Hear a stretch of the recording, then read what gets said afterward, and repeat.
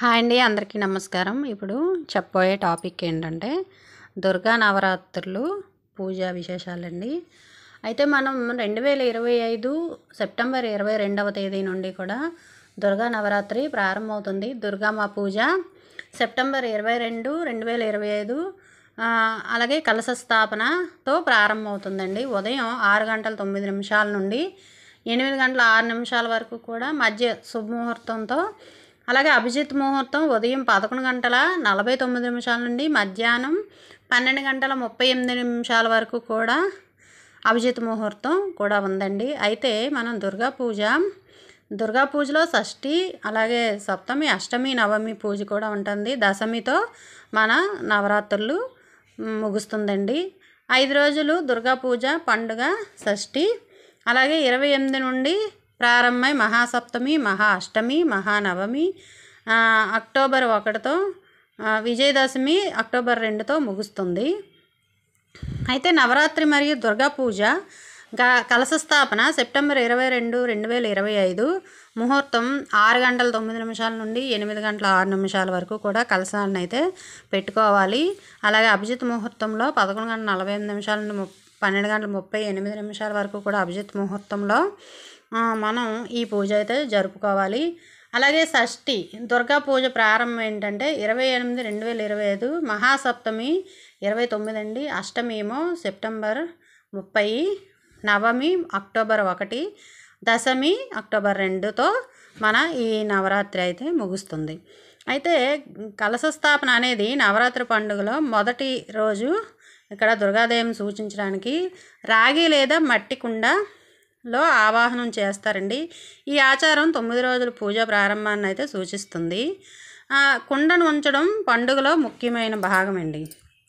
అలాగే దుర్గాదేవి 9 రూపాలను కూడా మనం ఏమంటామంటే నవదుర్గలు అని పిలుస్తాం కదా. దుర్గాదేవి 9 అవతారాలు ముఖ్యంగా నవరాత్రి పండుగలో వివిధ దశలను సూచిస్తుంది.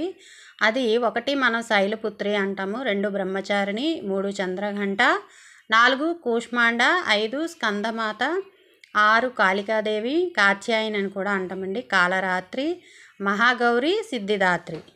ఇవి 9 పేర్లు మన నవదుర్గల పేర్లు అండి.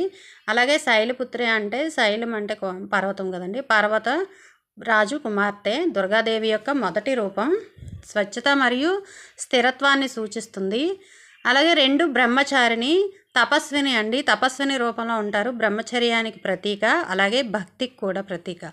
3వది చంద్రఘంట, దైవక తేజస్సు కలిగి ఉంటుందండి, శక్తివంతమైన రూపం, 10 చేతులతో రాక్షసులను అయితే నాశనం చేస్తుంది. కూష్మాండ విశ్వాన్ని సృష్టించిన దేవత, అలాగే సృష్టికి మూలం. స్కందమాత కుమారస్వామి తల్లి అండి, అందరికీ తెలుసు కదా, అలాగే కరుణకు ప్రతీక అండి ఈవిడ. కాళికాదేవి తెలుసు కదండి, కాత్యాయని. 6వ రోజున కాత్యాయనిగా, 7వ రోజు కాళరాత్రిగా ఆరాధిస్తారు. కాళరాత్రి దుర్గాష్టమి రోజున కాళరాత్రి రూపంలో ఆరాధించబడుతుంది. అలాగే మహాగౌరి 8వ రోజు పూజించబడుతుందండి, స్వచ్ఛత మరియు శాంతికి ప్రతీక. సిద్ధిదాత్రి నవరాత్రుల మొదటి రోజున పూజింపబడుతుంది, సిద్ధులను ప్రసాదించే తల్లి. ఇది నవరాత్రి చివరి రోజు అండి, సారీ అండి. అలాగే 9 రూపాలు దుర్గాదేవి యొక్క వివిధ శక్తులను అయితే, స్వరూపాలను అయితే సూచిస్తాయి. వీటిని భక్తులు నవరాత్రుల సమయంలో ఆరాధిస్తారు. అలాగే మనం నవదుర్గలకి మళ్ళీ మనం దుర్గాదేవికి కూడా 16 పేర్లు ఉన్నాయండి. అవేంటో ఇప్పుడు చూద్దాం. దుర్గా, నారాయణి, ఈశాన, విష్ణుమాయ, శివుడు, సతి, నిత్య, సత్య, భగవతి, సావర్ణి, సర్వమంగళ, అంబిక, వైష్ణవి, గౌరీ, పార్వతి మరియు సనాతని. ఈ 16 పేర్లు కూడా అమ్మవారి పేర్లండి, అమ్మవారే స్వయంగా చెప్పిన పేర్లండి ఇవి.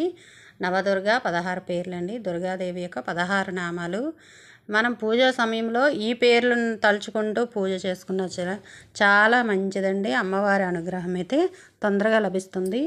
అలాగే ఈ వీడియో నచ్చితే లైక్ చేయండి, షేర్ చేయండి, సబ్స్క్రైబ్ చేసుకోండి.